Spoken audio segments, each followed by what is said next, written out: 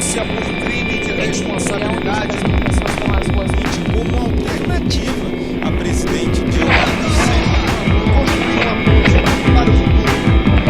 Um grande acordo nacional com o Supremo.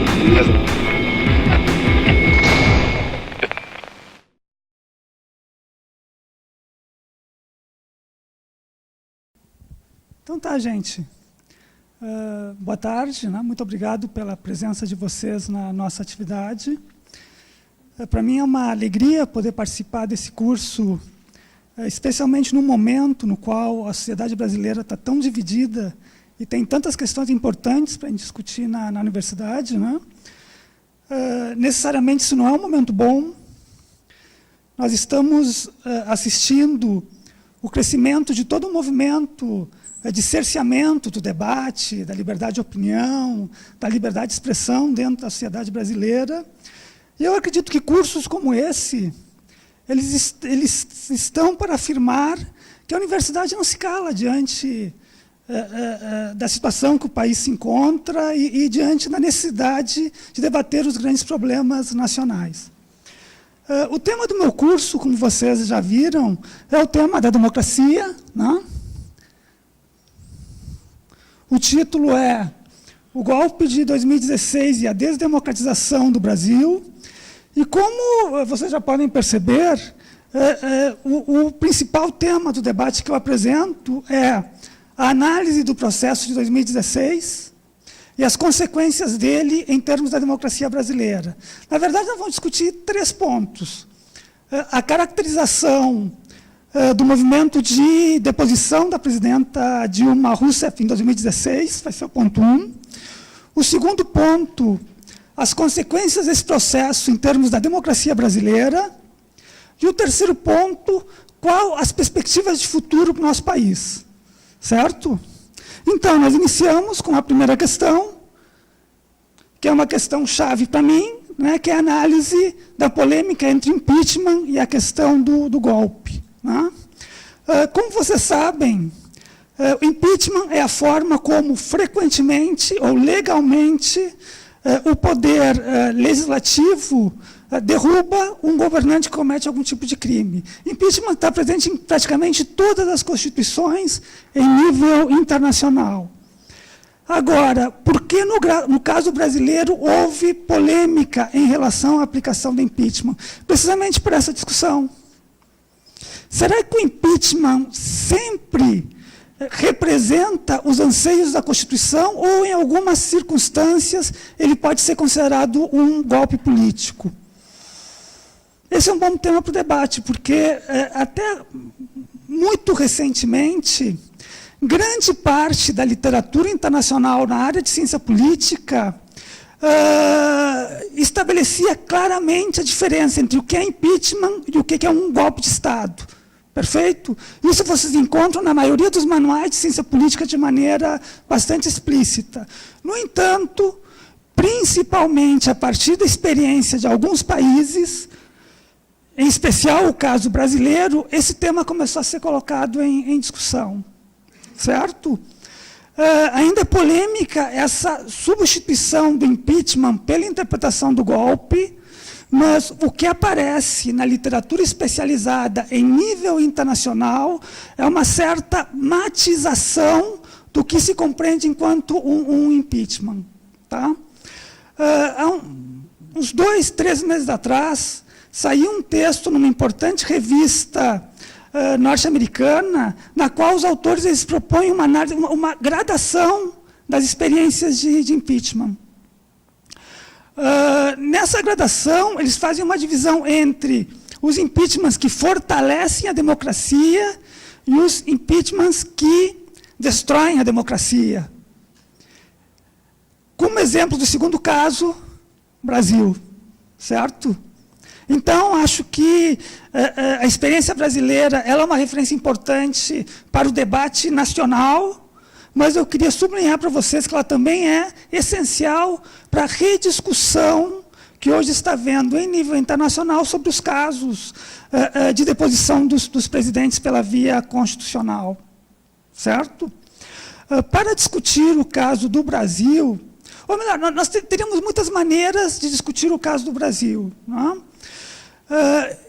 Eu considerei que a mais interessante é partir dos argumentos dos próprios autores e segmentos que consideram que em 2016 o que ocorreu foi impeachment. Perfeito? Ou seja, os defensores dessa versão. Então, a partir disso, eu fiz um levantamento bibliográfico no qual eu pude destacar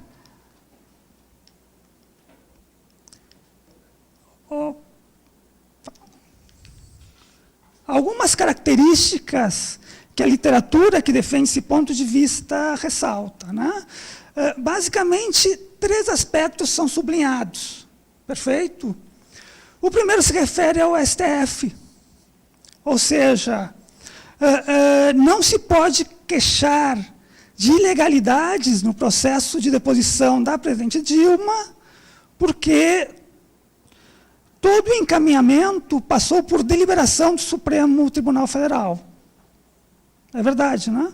O Supremo discutiu o impeachment, propôs o desenvolvimento das diferentes etapas, né, de discussão e deliberação desse processo.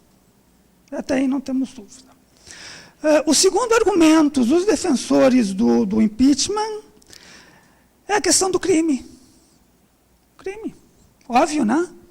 Se tu depõe o presidente, ele tem que cometer algum tipo de crime. Né? E no caso da Dilma, se analisarmos desde a ótica da lei do impeachment, ela comete um crime de responsabilidade. Né? Que é o crime que tão simpaticamente a gente no Brasil chamou das pedaladas fiscais. Então,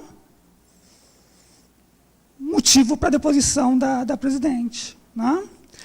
E o terceiro argumento central para aqueles que defendem a questão do impeachment, é a questão da liberdade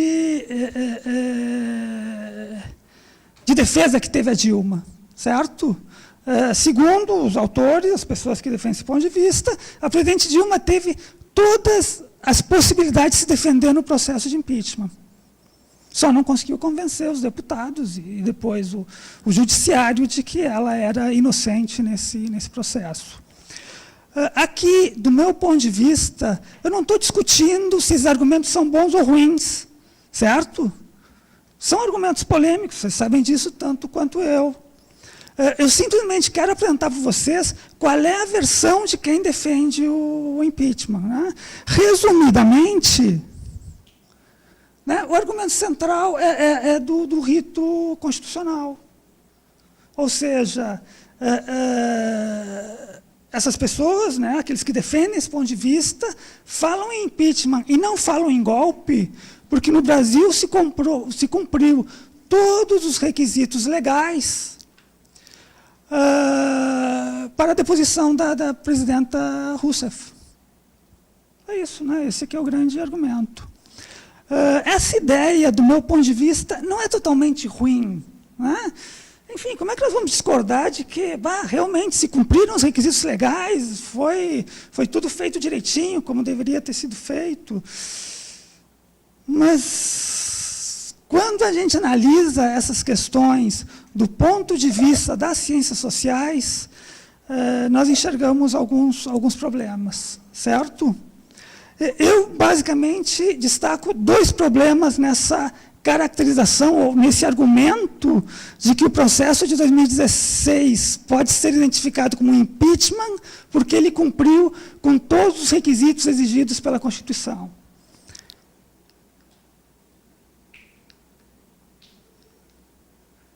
Meu primeiro argumento é essa questão da lei. Não? Claro, a questão legal é um argumento importante, mas nós não podemos esquecer que em toda a história das sociedades modernas, em diversas ocasiões, o poder legislativo, o poder judiciário foram utilizados para legitimar políticas de exceção. Eu estou contando alguma novidade para vocês? Não estou, né? Não tem ditadura que não tenha, em algum momento, aprovado pela via legal alguma medida autoritária. E se vocês estudarem o golpe de 64, nós estamos repletos de exemplos de medidas que vão nessa direção. E não é por isso que nós deixamos de chamar 64 de um golpe de Estado, não é verdade? Ou será porque 64 legislou via o Congresso que a gente vai dizer, não foi um golpe, era um governo legítimo? Não, a gente identifica enquanto um golpe, né? E aqui, só para ilustrar,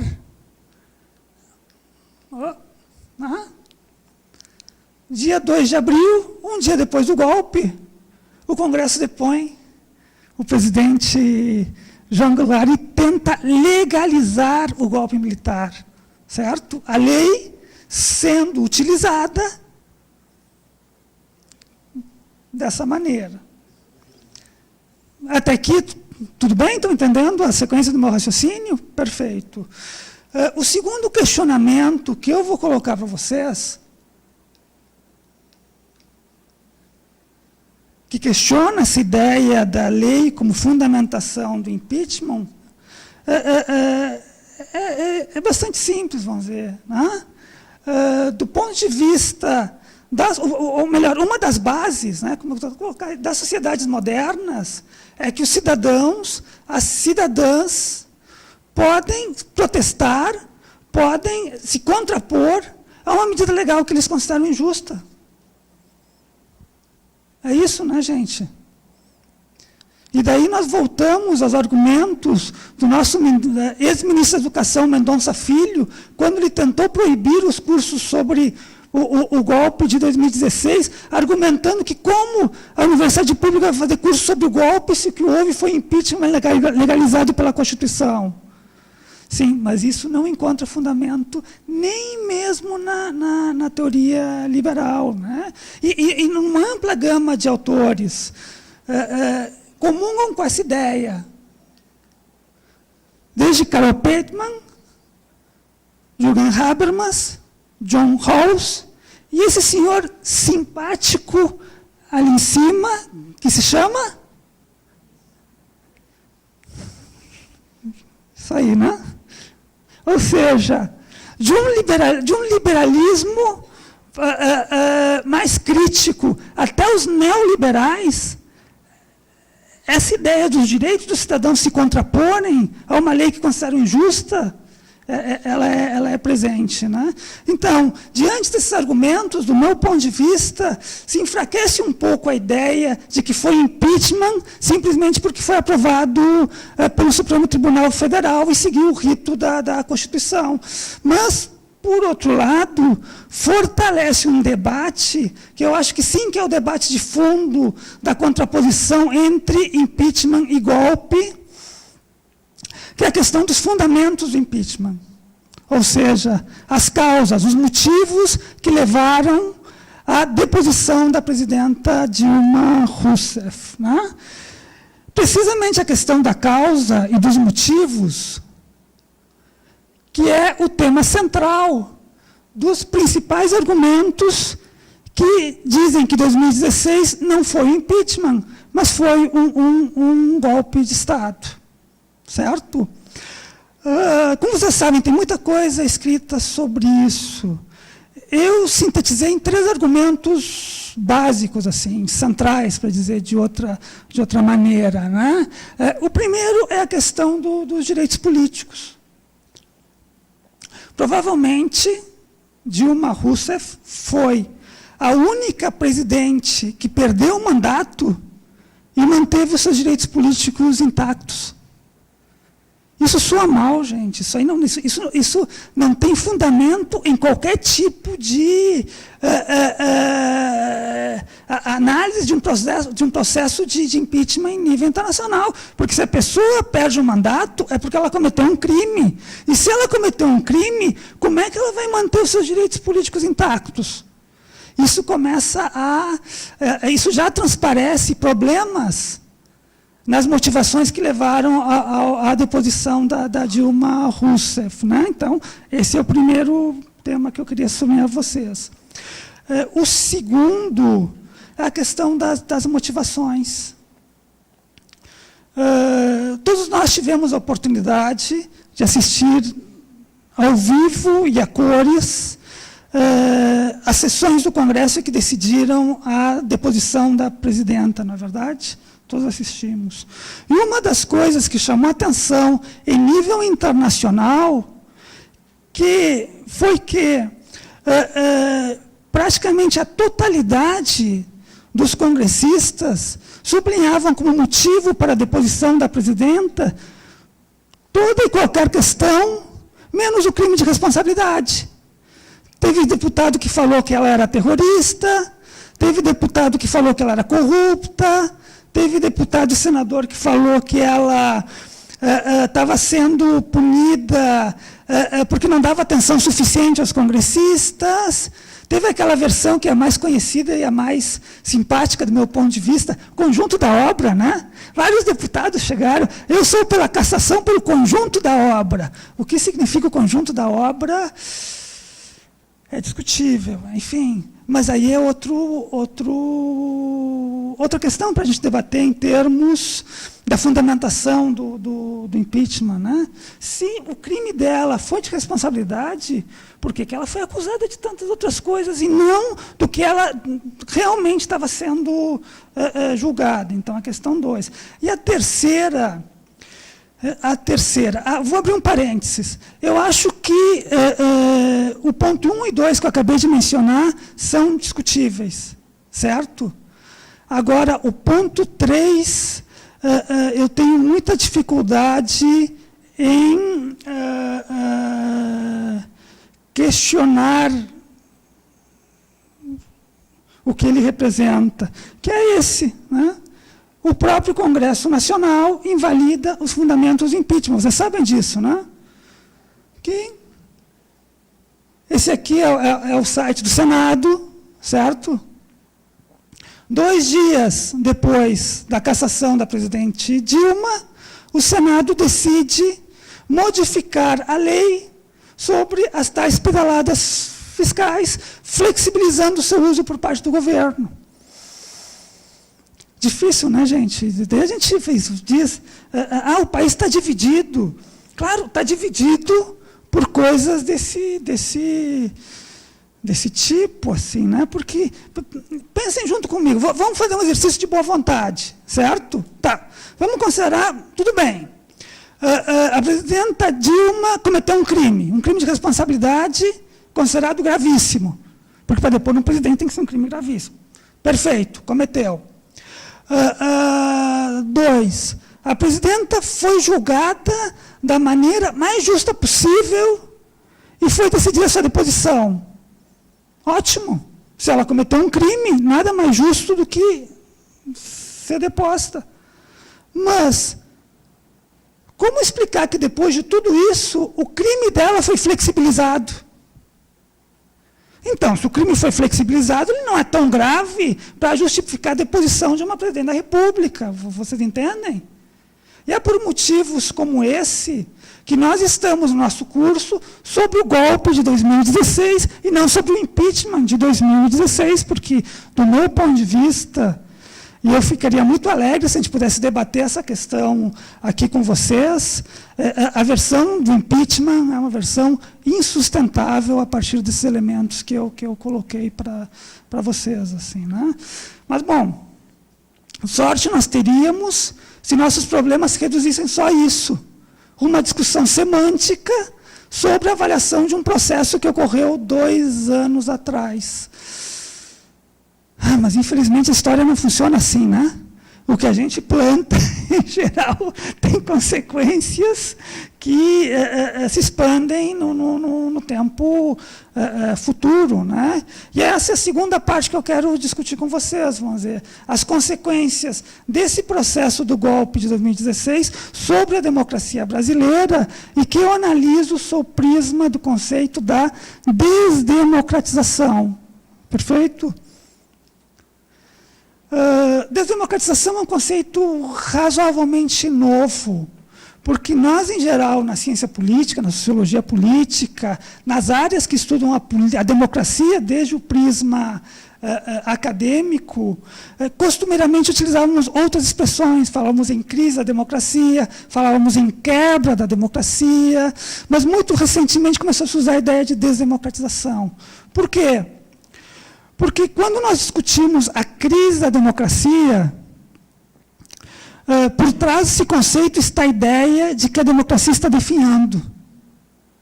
E que, se existir uma combinação de elementos, que essa democracia acabe, seja substituída por outra forma por outro regime político, que são um regime autoritário. O conceito de desdemocratização, ele propõe uma outra hipótese.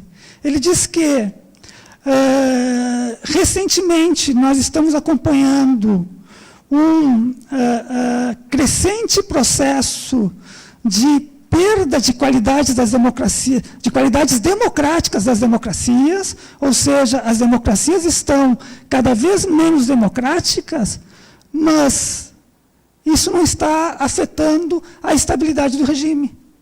Isso não está ameaçando a continuidade da democracia. Não, estão se criando democracias de um novo tipo. Certo? Esse é um conceito que ele surge originalmente com Charles Tilly, ele é um dos primeiros que levanta a discussão e a caracterização de desdemocratização, e ele é complementado por essa outra autora, que é a Wendy Brown, que ela pega um filão muito específico da ideia de desdemocratização. Que filão é esse? É a caracterização que esse processo somente ocorre, pasmem, com o apoio dos cidadãos. E é isso, né? Os processos de desdemocratização não são processos de golpe, não são processos de tomada do Estado, do poder. Não, são mudanças políticas amplamente apoiadas por grandes parcelas da cidadania. Né? E isso, do meu ponto de vista, é um fenômeno extremamente recente e sobre o qual nós temos ainda pouca clareza de quais serão as suas consequências, certo? Então, desdemocratização é isso. Mas, bom, voltamos ao título da aula de hoje, vamos dizer, né? E o Brasil, o que tem a ver com isso, né?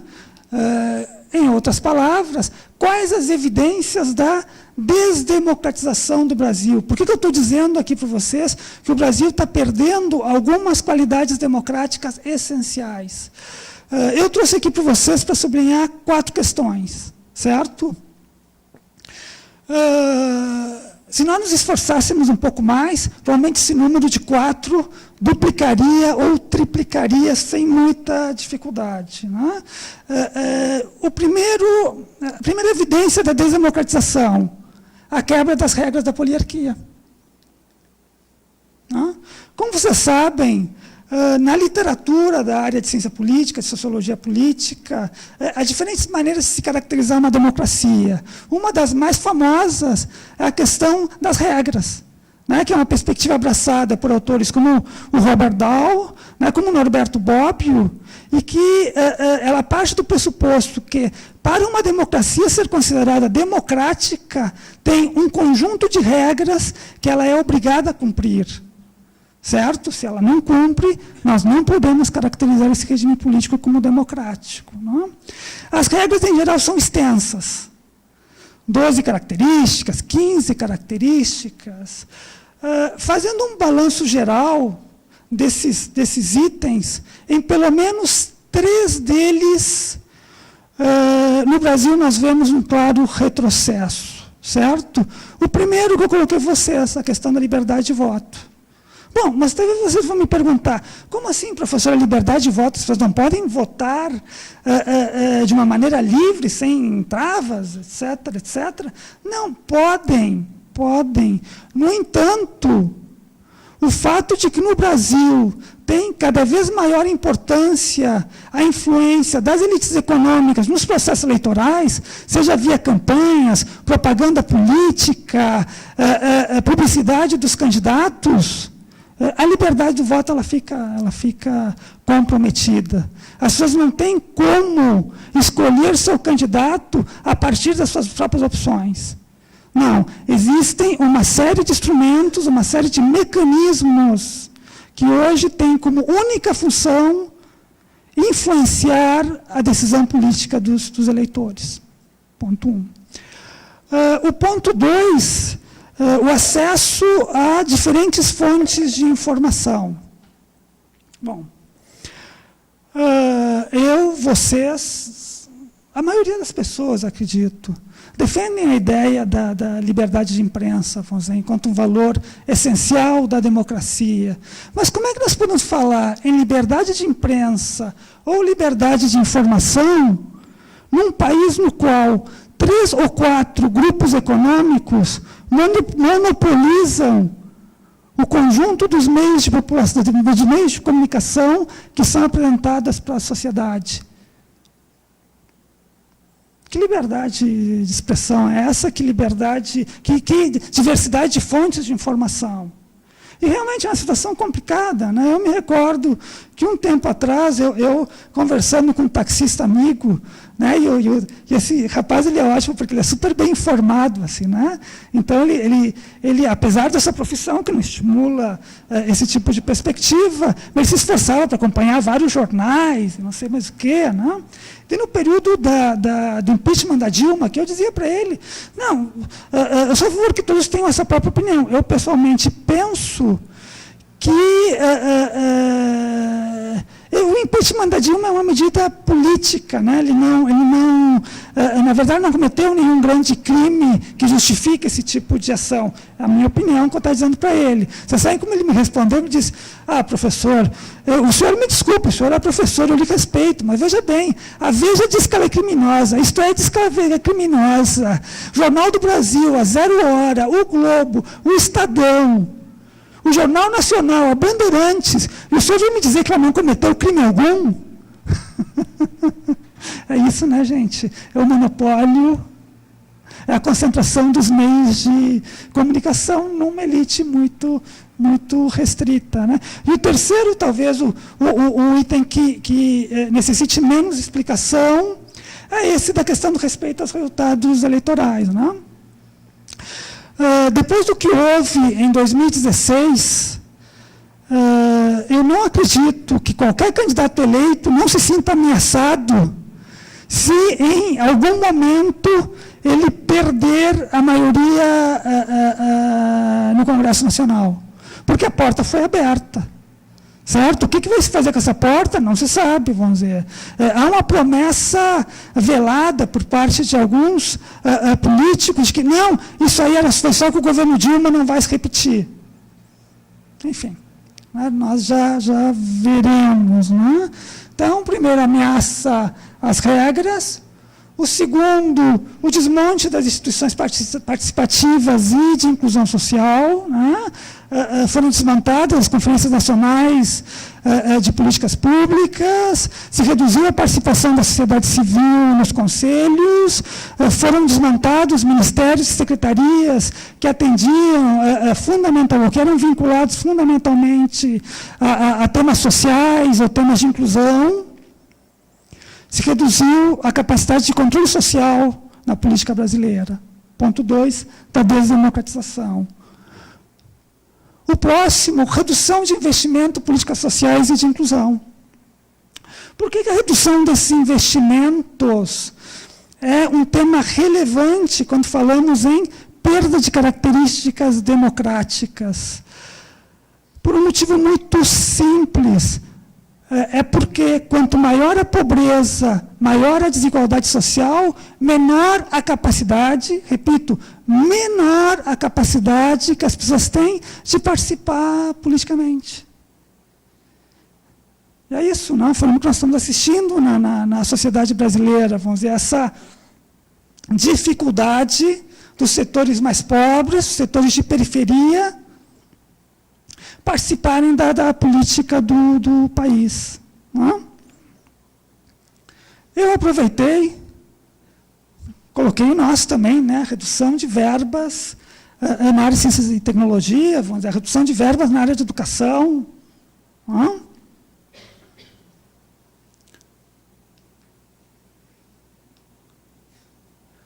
Por fim, o último aspecto que eu quero chamar a atenção de vocês em termos do processo de desdemocratização é o aumento da violência política no país. Certo? Nós estamos completando hoje, se eu não me engano, 52, 53 dias do assassinato da Marielle e do Anderson, né?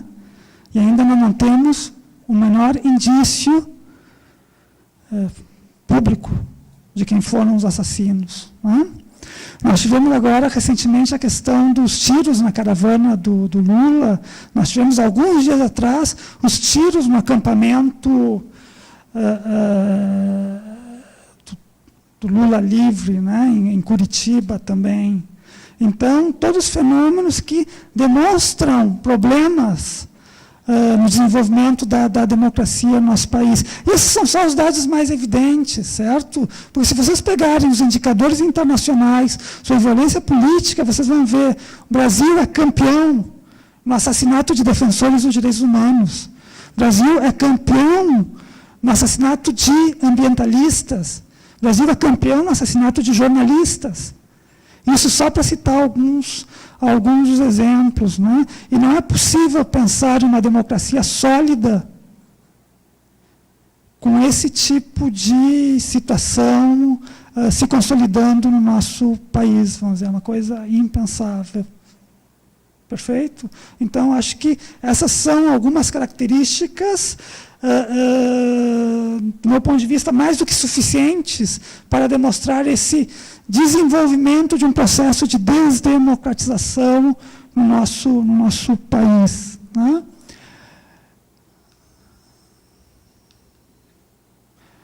Por fim, duas últimas coisas que eu queria tocar com vocês. Vamos ver. Primeiro, um pouco especular sobre as consequências de todo esse processo. Perfeito? As consequências de uma presidenta ter perdido o mandato da forma como perdeu, as consequências desse crescimento de fatores desdemocratizantes no nosso país. Né? Em geral, quem está trabalhando com debates sobre as perspectivas da democracia brasileira poderia ser inserido numa dessas três perspectivas. Assim, né? A primeira eu chamei a hipótese do retrocesso. Ou seja, eu acredito que essa é a posição majoritária em termos da intelectualidade brasileira e, quiçá, de muitos políticos que representam partidos de esquerda no nosso país. Que é a ideia de que, diante dessas circunstâncias, há uma ameaça eminente, há uma ameaça mais do que perceptível de um retorno a um governo autoritário no nosso país, vamos dizer. Né? Vocês vão encontrar em vários jornais vinculados a movimentos sociais matérias que trabalham nessa perspectiva, né? Um retorno ao golpe de 1964. Então, essa ideia, essa hipótese do retrocesso, né? Quanto uma saída para esse processo político. A segunda hipótese, não, que eu chamei a da radicalização. Né? Que, enfim, considera que, a partir desses acontecimentos que eu destaquei para vocês, o país está vivendo uma nova onda de radicalização, tanto pelo lado da esquerda quanto pelo lado da direita. Certo? Um crescimento dos movimentos conservadores, né? Mas, ao mesmo tempo, uma forte reação da sociedade civil e dos movimentos sociais. Segunda hipótese.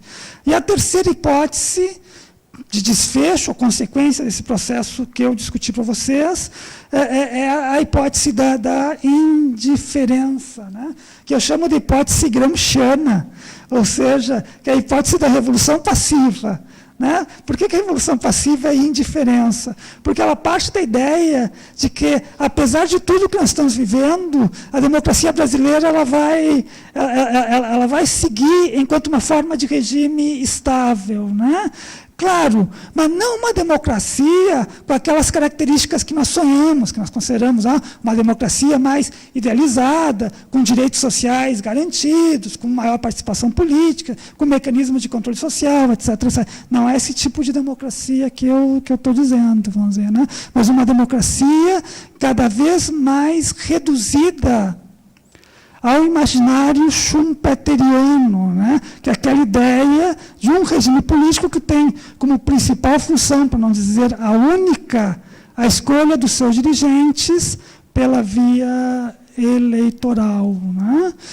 Enfim, eu acho que com esse quadro sobre a situação brasileira e essas perspectivas que eu coloquei para vocês, nós temos bastante coisa para discutir, porque eu quero ser o primeiro a reconhecer. Esse é um tema polêmico, certo? Vamos dizer, nenhuma dessas questões pode ser vista enquanto uma verdade absoluta. São processos que nós estamos vivendo e que são passíveis de discussão e questionamento, né? Seguindo essa dinâmica, né, que o nosso curso não é um curso para pregar pontos de vista, mas é um curso acadêmico para aprofundar discussões, para aprimorar conhecimentos, eu queria deixar para vocês algumas sugestões de leitura que eu acho que são úteis para compreender esse processo que nós estamos vivendo, né? Basicamente, 3 sugestões eu vou colocar para vocês. O primeiro é esse, é o Charles Tilly, né, que é possivelmente o livro que ele mais avança no debate sobre a desdemocratização, assim, né?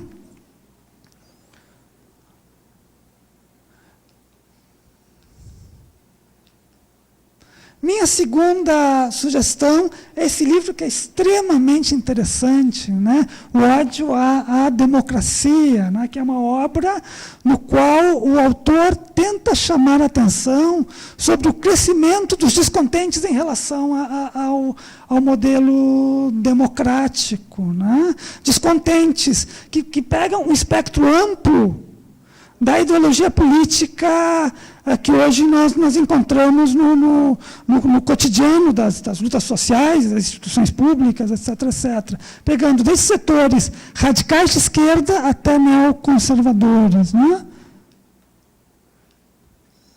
E, por fim, uma última sugestão de leitura que eu teria para vocês é esse livro do Aníbal Pérez Linhan, que é a única obra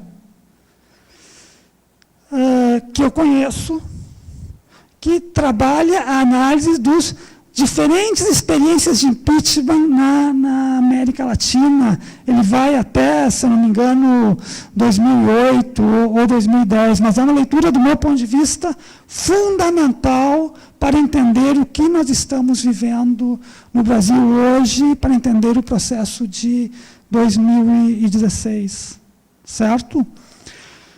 Então, acho que de uma maneira geral, acho que eram esses elementos que eu queria colocar para vocês. E da minha parte, eu espero que, a partir dessas questões, desses argumentos, nós podemos ampliar as nossas reflexões, o nosso debate crítico sobre o atual momento da sociedade brasileira. Então, da minha parte, seria isso para iniciar o debate. Obrigado.